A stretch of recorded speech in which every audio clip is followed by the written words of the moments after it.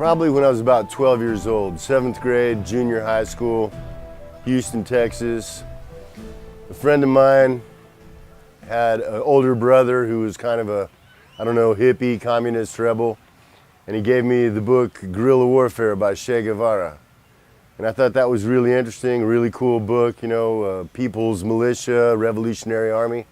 And I read that, and then I wanted to read some other books by Che, and so I went to the local library and found some stuff there, and in the same section found books by Ho Chi Minh and like Marx and Lenin, which was a little over my head at that time, but I was kind of interested and always interested in the Russian history and Russian culture, and just took it from there. Didn't become like a real hardcore communist, but understood that what we were being told about communism and Russia wasn't really the whole story by a long shot. Well, basically from there, I was just kind of a hippie growing up. Got my GED and joined the Army when I was 20. And interestingly enough, I was stationed in Germany. My parents were living in London, and I would go to visit them when I had days off from the Army. And I was riding back from Edinburgh, Scotland one time on the overnight train, the Flying Scotsman. And I was reading a book about the SAS. There was this beautiful red-haired actress sitting across from me on the train. And she's looking at me and she's like, "Oh, so you like the SAS, do you?" And I'm like, "Well, they kill terrorists, don't they?" And she said, "Well, did you ever think maybe they were the terrorists?" And it wasn't just because she was so beautiful. She actually was like a television actress in Aberdeen and really stunningly beautiful. But I closed the book and I said, "No, tell me more." And even though she was Scottish, she was a supporter of the Irish struggle. And we talked almost all the way to London, and that really opened my mind more. And so I started studying about that, and anti-imperialism, anti-colonialism, and also, like, Patrick Pierce was a real socialist, one of the leaders of the 1916 uprising, and started reading stuff about him too. So it just was a way, it's a sign of intelligence to have an open mind and to be able to change your mind, or conversely, you could say it's the sign of the most abject and complete stupidity to think that you know it all and refuse to consider other possibilities or other ways of looking at things. And so, I started looking at things from different perspectives, and it resonated with my spirit. It made sense to me. And actually, I should say this, that before I joined the Army, my family, we lived in Brownsville, Texas, right on the Mexican border. And my dad had a maquiladora, which is a business setup where, offices and accounting are in the United States and Texas, and the factory that builds whatever you're selling is right across the river in Mexico. And it's really, real capitalist exploitation, a great way to make a lot of money because you're able to pay your workers literally 1/10 what it would cost you to pay them in the United States. And just right across the river, 5 miles away, you can, keep 90% of what you should be paying your workers for yourself. My dad had a factory over there, about 500 employees, and he made a lot of money. That was my first job. I was actually a illegal immigrant worker from the United States into Mexico. And I made $98 a week, and I was a welder, heavy steel construction factory. And that's where I understood that, about real capitalist exploitation, the guys that I was working with, they were not only, absolute masters of their craft, talking like, overhead welding and stuff like that. It's really, takes years and real skill and artistic talent to do right. But they were also really good guys, and I mean, they're living, in these, really, dirt road Mexican slums. The place right next to the factory where we worked was a Union Carbide insecticide plant, just the same kind that that killed all those people in Bhopal, India. And that was at the time when that happened, and there's guys, my friends that lived in that neighborhood that are like, they read about Bhopal and then they're like, man, this, it's the same factory here, we could be killed by insecticide. Our whole families, our whole neighborhoods could be killed. And so that really opened my eyes about, capitalist exploitation and, the people that, really the parasite class that takes away what other people earn, and so it was just kind of reinforcing what I had read when I was younger. And then when I was in the Army, what I learned about the Irish struggle. And then when I got out of the Army, and incidentally, my dad, who was very rich, and he bribed me into joining the Army. He told me he would pay for my college and then give me a job. And while I was in Germany, the second year, I signed up for 3 years. And the second year, the Mexican peso devaluated, and all my dad's money, one morning he woke up and it was worth half of what it was the day before. He ended up, the banks called in his loans, he ended up losing his company, going broke, and he really hit the skids. When I got out of the Army, he told me and my younger brother, he said, hey, look, we're down to our last $100,000. Your mom and I are going to open a restaurant on South Padre Island. If the restaurant works, we'll be okay. If it doesn't, we're going to be out in the streets too, and we need y'all's help. So me and my brother came. We opened this restaurant, and it became one of the best restaurants in Texas. It was called The Pantry and the Grill Room, and we served steaks and seafood. Very high dollar, very fancy restaurant, excellent wine list. And then again, I was the waiter there.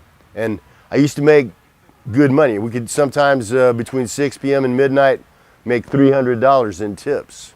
Well, eventually I left South Padre Island and moved to Minnesota. I became involved in the marijuana legalization movement, and I was a very serious activist. I was on the national level. At this time in like the early 1990s, we had a political party in Minnesota that was basically our single issue was legalizing weed, not just to smoke, but also for all the ecological and economic industrial uses, like making paper and cloth and oil for food and for fuel and stuff like that. And I got pretty deeply involved in that. In fact, I started smuggling weed up from Mexico to Minnesota and did that for about 6 years before I finally got snitched out and arrested. And then I got sentenced to 5 years in prison. And most of that sentence was because I was the only one on the case that didn't agree to squeal and cooperate with the cops. Everybody else, including the kingpin, my boss, got less time than I did. In fact, the kingpin got 3 years. I got 5 years and 3 months. All the other guys that were on my level that agreed to be debriefed, as they say, they all got like 18 months or a year and a day. I was sentenced in June 1996 and went to a minimum security federal, club federal prison camp because it was my first offense. There was no violence involved in any of my crimes, and in the federal prison system, 5 years is considered to be a short sentence, although it's not. I was married at that time. My wife came to visit, and I told her that a minimum security prison I can get out of, so I told her I was going to escape. She said, no, no, no. If you go on the run, we'll never be able to be together. And so I said, okay, I'll do my bit for you. And she's like, yes, yes, I'll wait for you. And she did wait for me for 3 years. And most guys that catch a federal case, their wives divorce them immediately. The good ones last about 18 months on average, and mine lasted about 3 years. But eventually she too got tired, because being married to someone in prison is a lot like being in prison yourself. She was a great girl. We're still friends. She's a pretty big time defense attorney in San Francisco now. And I don't hold anything against her. But once we got divorced, I decided that I wasn't going to, voluntarily hold my hands out for change, So I did escape. I went on the run for almost 8 years, 2,848 days. And that was a great time. I went out to Northwest Washington.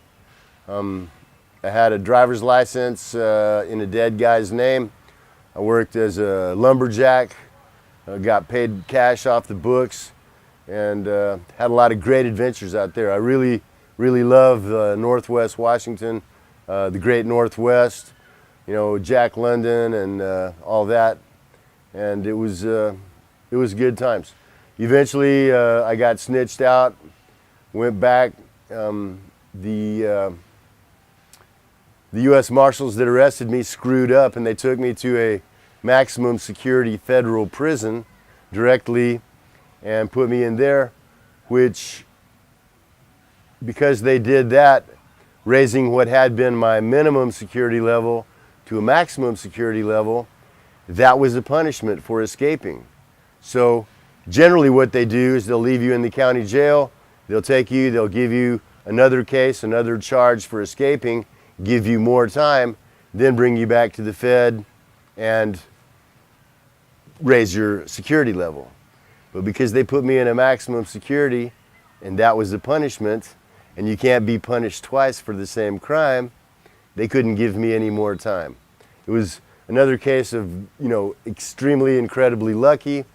And so all I had to do was finish the rest of my bit, which was about a year.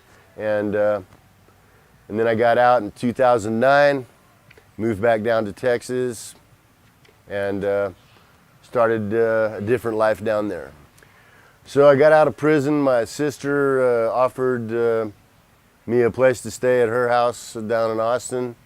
I went down there. I became a certified arborist because of my experience as a tree climber, tree trimmer, lumberjack.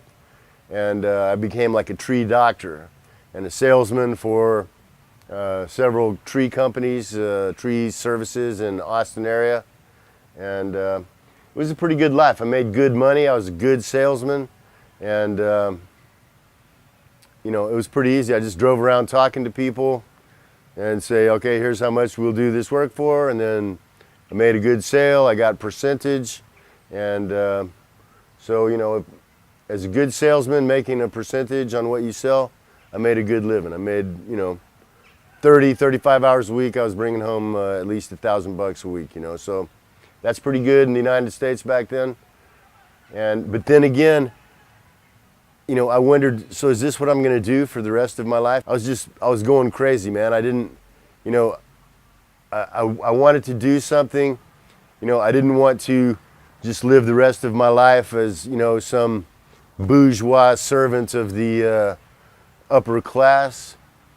And when Libya happened, it really, really made me mad, because not many Americans knew, but I did, that Muammar Gaddafi was really a great leader and a great. He really took care of the Libyan people. It was the highest quality of living in Africa. They had free medical care. Gasoline was 14 cents a gallon. Electricity was free for residential. The Libyan government paid 50% of the price of a new car. When newlyweds got married, the Libyan government gave them $50,000. And everybody, in America, they say, oh, the crazy dictator Muammar Gaddafi. I wish Americans would think about what a crazy dictator would give them 50,000 bucks when they got married, you know, or 14 cents a gallon for gas, you know. And, you know, when Gaddafi was murdered, I knew it was completely fake, you know, that the stories against him about murdering civilians and, you know, giving Viagra to his soldiers to rape women and stuff, that just complete, absolute lies. Just like the, you know, what was it, the weapons of mass destruction with Saddam Hussein. And then when they murdered him, man, it was just like, I was ashamed to be an American after that, you know. And there was a sign on Lamar Boulevard in Austin, Texas, a major thoroughfare in that city. And it was right near my old girlfriend's house. And there was a big billboard with USMC advertisement, you know, and it was like, you know, it showed a bunch of Marines in dress blue uniforms. It said, "For honor, for country." And I took my tree climbing gear and I climbed up on that billboard one day right before dawn, and like 6-foot letters wrote "F NATO," you know, on that Marine Corps billboard. And you know what? It was up there for more than a week before they finally took it down. You know, and I'm talking, you know, 50,000 cars a day at least drove by and saw that, you know, and that was, you know, and that made me feel good, you know. That was, at least I'm, you know, expressing myself, doing something against, you know, this hideous crime that they did to Libya. But it wasn't enough, you know. And then the Maidan starts, you know, and then I'm like seeing again, you know, it's the color revolution, you know, Newland with the cookies, John McCain is there. You know, it's the same, you know, it's the same playing out again. And then Odessa massacre. And then that was May 2nd, 2014. You know, they burned all those people to death. And they burned and beat all those people to death. And then exactly 1 month later, on June 2nd in Lugansk, there was a Ukrainian Air Force airstrike against the city administration. And there was no soldiers around. There was a bunch of civilians standing out in front. The Ukrop jet came in, shoot rockets. A bunch of people got killed. There was a woman named Ina Kukuruza, and she was hit. I mean, her legs were both blown off. And there's a short video of her, like in the last minute of her life, like sitting on the ground, on the sidewalk, next to her legs. The woman that she had just been talking to is laying beside her dead. And she's sitting there covered in blood, and she's looking up at this guy that's like coming by with his phone, like making a video. And she's looking at this guy, knowing that she's gonna die, of course. And I saw that video, and it was like she was looking straight at me, you know, looking into my heart, into my soul, and saying, "What are you gonna do about this? Are you gonna let them do this to me and just sit there and, you know, change the channel or go back to Facebook or whatever?" And that was, I mean, I'd been thinking about coming here before that, but that was the moment that I knew that nothing was going to stop me from coming here. Well, I made the decision. I told my family. They didn't believe me at first, but they should have known better. I had a final Thanksgiving with them. 2014 November. My brother and dad were there, my aunt, some of my old friends from South Padre Island, and the restaurant business came up. And my dad gave me a ride from Dallas down to Houston to get on the plane, to fly to Moscow and then on to Rostov. Came across the border into the DPR. I arrived on the 7th of December, 2014. I met a guy at a friend that I had been corresponding with, who was a writer and correspondent for RT, and he helped me out. He hooked me up with the Vostok Battalion, and a week later I was in the Novorussian Armed Forces. Then I joined Vostok Battalion on the 14th, went to Iznovata, to the training base there. It was 2 weeks of training. The first week was like training. The second week we were manning block posts. The training wasn't really anything difficult. What was difficult was the conditions. There was about 200 of us at this base. The Ukrops had bombed the water system of Is Nevada. There was no running water. We had to go every morning and go to like wells, you know what I'm talking, wells like, you know, from a fairy tale or something, you know, with the bucket and the chain and the little roof, and get, you know, probably 400, 500 liters of water every day and carry them in like metal milk cans back to the base on these little, you know, carts. It was tough, man. It was cold. The food was horrible. It was basically kasha with just, you know, basically some grease on it. And it was the same thing for breakfast, lunch, and dinner every day. There was tea, good hot tea with very sweet, always served sweet. And that was, you know, and sala too, you know, the bacon fat, you know, so it was carbohydrates, fat, sugar, and that's what we survived on. After 2 weeks of training, on the day before New Year's Eve, I was told, all right, tomorrow I'll be going to the airport. And so at about 4 o'clock in the morning on the beginning of New Year's Eve, December 31st, 2014, I loaded up all my gear and went to the airport, to the monastery, my first position. When I got there, it was just at dawn. It was dark still. It was very, very cold. Those days it was like 25 below. And as soon as I got out of the van, the first thing I saw is a blown up church, the Aversky Monastery. And you know, that was like, really I understood that that was the symbol of this war, you know, between good and evil. And I also realized that the position that I was going to be manning was basically right in the middle of a giant cemetery. So it was also the struggle between life and death. It was a very hot, very hard position. Conditions were very, very tough. And I was lucky to survive it. This is the spot right here where I got out of the van on the morning of December 31st, 2014. It was at dawn, it was dark, very cold, and the first thing that I saw when I got out was this church. And it was in tough shape. We unloaded ammo, food, water. Some guys came from the monastery. The first thing they told me, they pointed to the airport, they said snipers. They pointed to the control tower, they said snipers. And I understood that word in Russian. And so we had to like run from here to the monastery to get the gear in. And then New Year's Eve, of course, was kind of quiet, but New Year's Day, that was, we started working then. And here the battles were every day. Thousands of bullets shot by each side every day.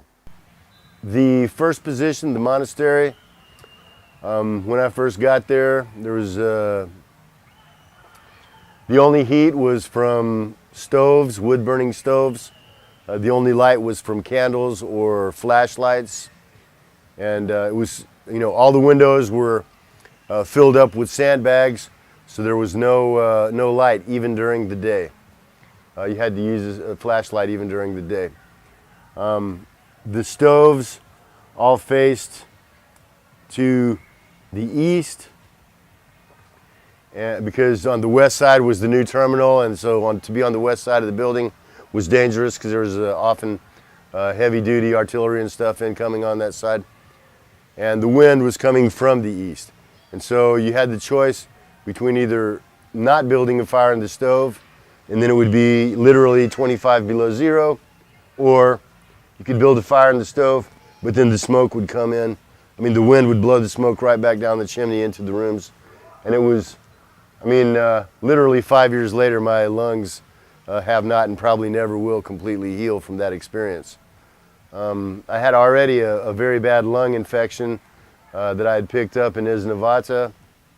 The smoke did not help at all. I was there for 2 weeks. There was gun battles every day and every night. And as with most of the positions that I served at, we were on the east facing to the west. So the Ukrops, the Ukrainians, would, as the sun was setting behind them, which blocked our vision and made them be able to see us better, that's when they would come and attack as the sun was setting, and then the attacks would continue into the night, sometimes all night long. And I'm talking like thousands and multi-thousand round gunfights every day and every night. And it was pretty heavy. Then on the 16th, the doctor came, and basically I was ordered to go back to the infirmary because of my cough, which was very lucky for me because the next day there was a major attack by the Ukrainian army and Pravi sector Nazis against the monastery. There was 12 of our guys, 12 friends of mine, that held that position against 200 Ukrops and Nazis. They were attacked with BMPs, tanks, and 200 Ukrainian infantry, and they held the position. 3 of our guys got killed in that battle, but more than 100 Ukrainians also died in that same battle. I was back in Donetsk. One of the guys from my unit called me the next day and told me what happened, and I said, "All right, I'll be back on base in an hour." And I went straight back and said, "All right, I'm fine, I'm cured. Let's go back to the airport," and I did. Then we went to Old Milnitsa, which was another position.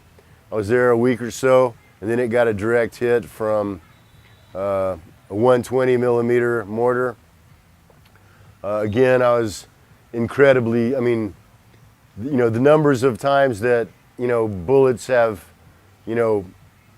come within a foot of my head, or artillery has come so close. But this is the hole that was made by the artillery. Probably a 120 millimeter. And it was about noon. I'd been on guard duty all night. I was sleeping right here. We had like 6 or 8 beds all pushed together, just kind of like a big old dog pile to sleep on. And I was laying right there in the corner. I heard some artillery hitting close. And I thought, well, should I get up or, get ready or something? Then I thought, well, if they want me to get up, they'll tell me. And if they don't tell me, I'm just going to sleep some more.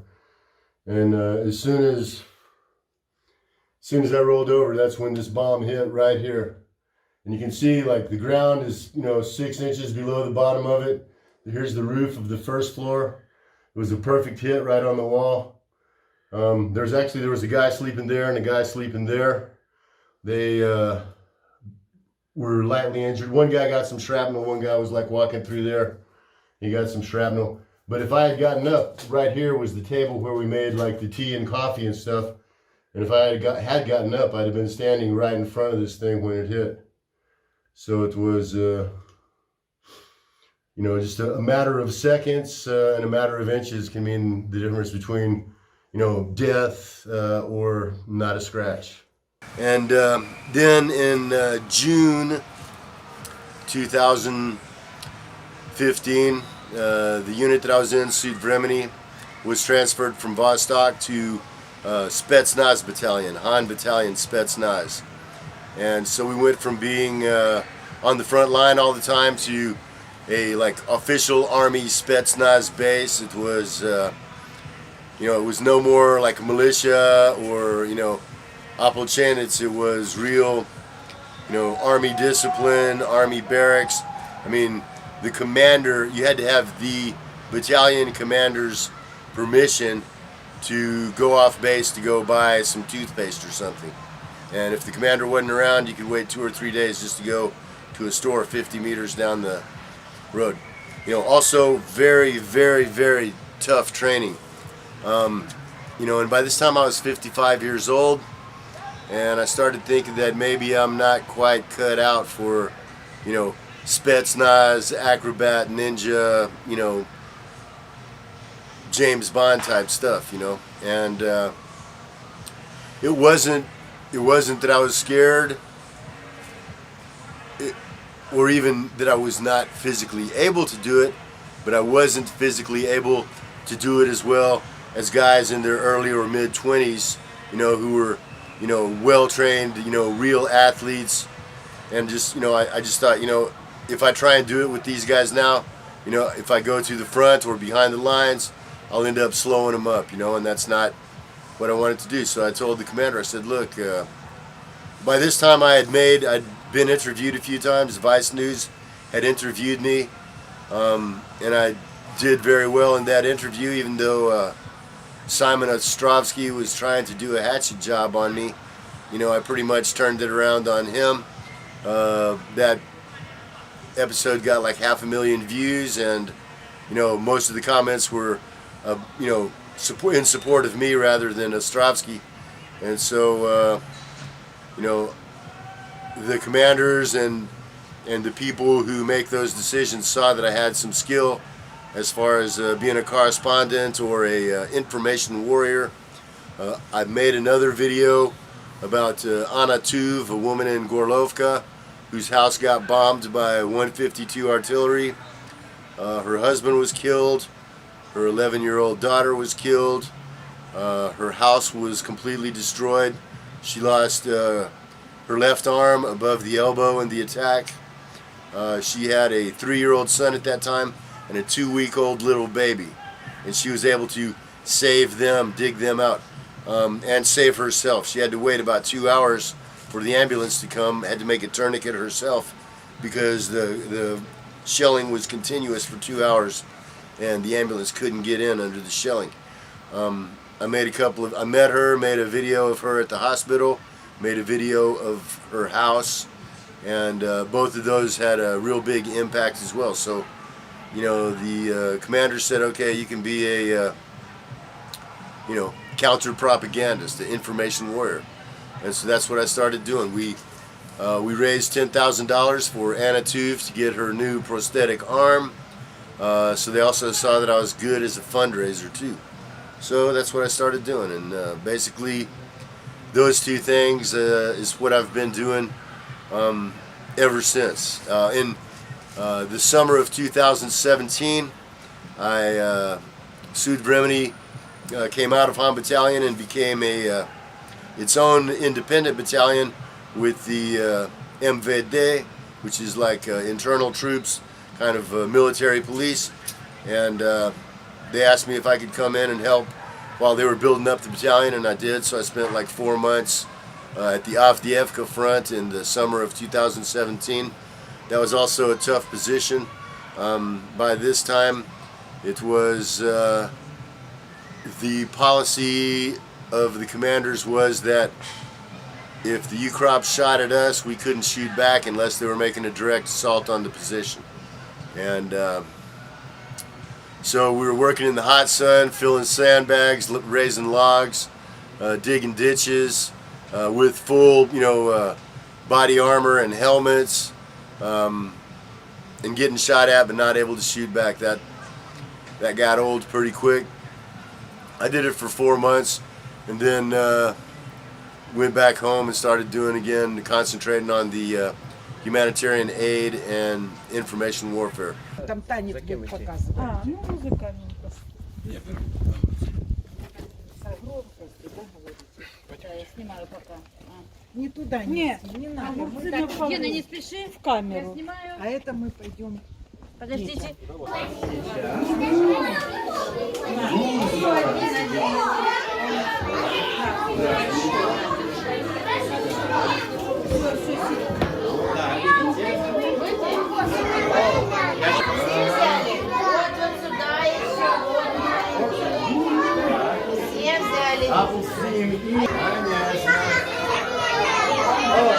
Сейчас я раздам. бумажечка. Берите, на. Сидите, вам подойдут, ребята. За все, я благ есть. Спасибо, говорим.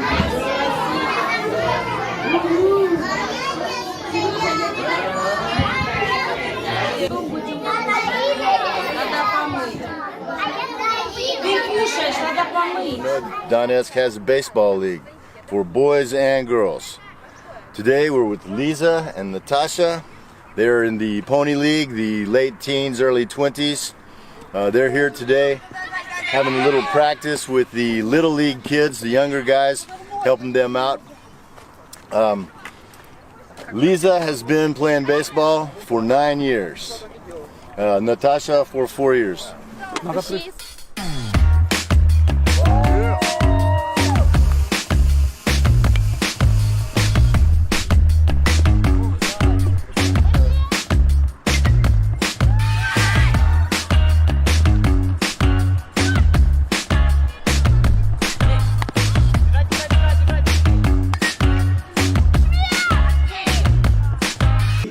Благодаря малой лиге из США, Пенсильвания, да, и Украина получала через свой куратор абсолютно все, что нужно, чтобы заниматься. Имеется в виду инвентарь, и мячи, и биты, и абсолютно все. С началом войны нам отказали.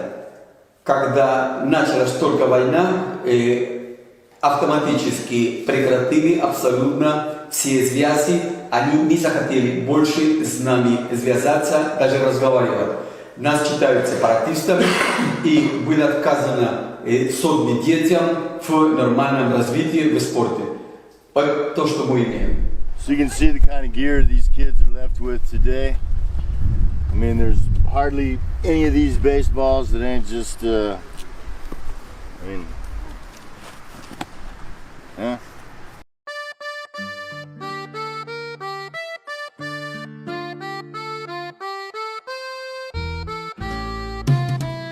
Stay Haas in Donbass with Donbass Humanitarian Aid. Today, we're taking school supplies, cleaning supplies, and of course little candy to 3 big families, Makievka, Anjonkovo, and Shakhtorsk. We got a family with 5 kids, a family with 8 kids, and a family with 4 kids. So we're taking 17 kids, school supplies, the moms get some laundry soap, some sponges and stuff like that to clean up, and of course, when you go to visit kids, you always got to take them a little candy.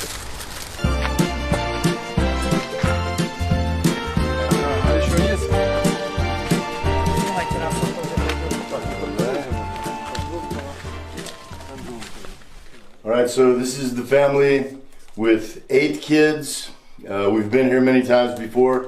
One of the oldest daughters got married recently, but there's these 4 kids, plus there's 3 more kids living here that are elsewhere right now. But we're dropping off the goodies for all of them, school supplies, candy, notebooks, whatnot.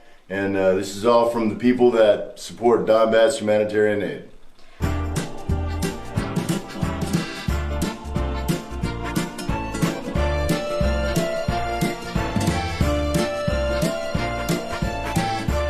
I've been working ever since, doing videos. I write occasional articles for Fort Russ News, which is a great news site for information about not just Donbass, but you know, the whole anti-imperialist world situation. You know, I've made a lot of videos, and I'm real proud of that work. It's the information war is every bit as important as the economic and military war. I mean, it's really all combined, and somebody's got to do it, and apparently I'm pretty good at it, so I like doing it, and I'm going to keep doing it. If there's ever a big attack here, I mean, I have a backpack in my closet that's got, I call it my airport bag.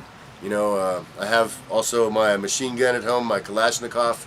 You know, I can be ready to go back to the front in half an hour, and if they need me, I will, you know. Met somebody very special and ended up getting married. The girl of my dreams, my guardian angel, the most wonderful thing that ever happened to me in my life, man. Ludmila she wrote to me on VKontakte, which is like the Russian version of Facebook. I'd made a video, and one of her, she's an English teacher, Ludmila is, and she wrote to me and said, "Oh, I see one of my students is in your video."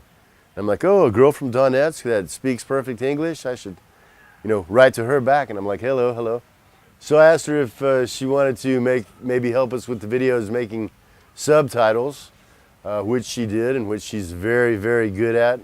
And she also started trying to give me Russian lessons.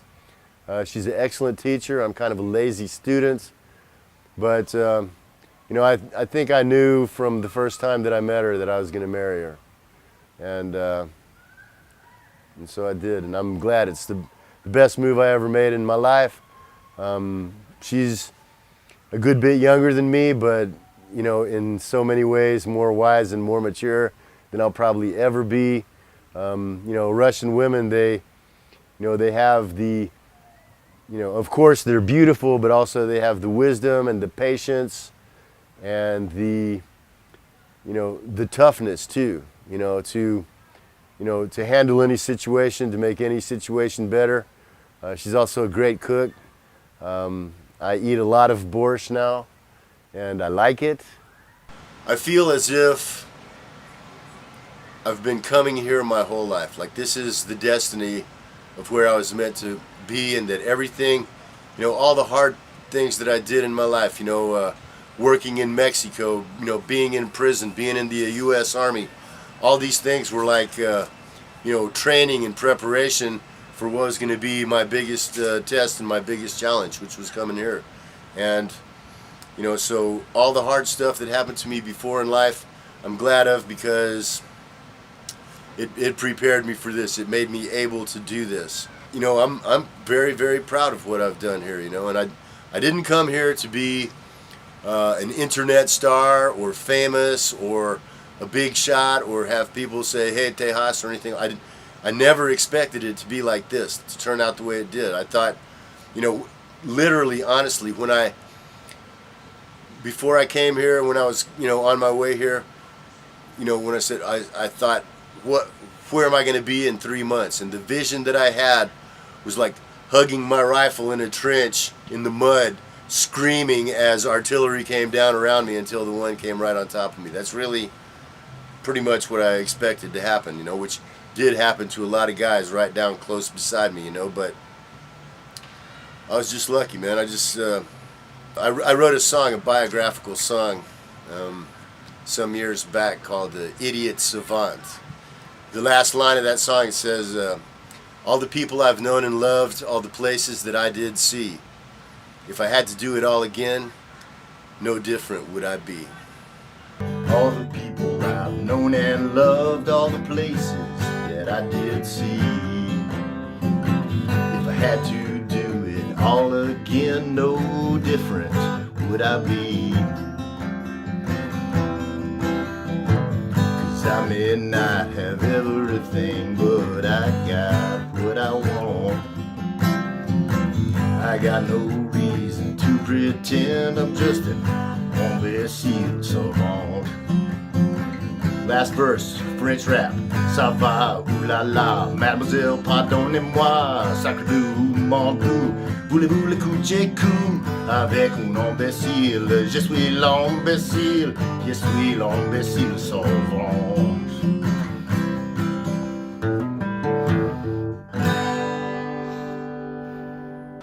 There's no place I'd rather live than Donetsk, man. This is my home. This is truly where I've been coming all my life to be.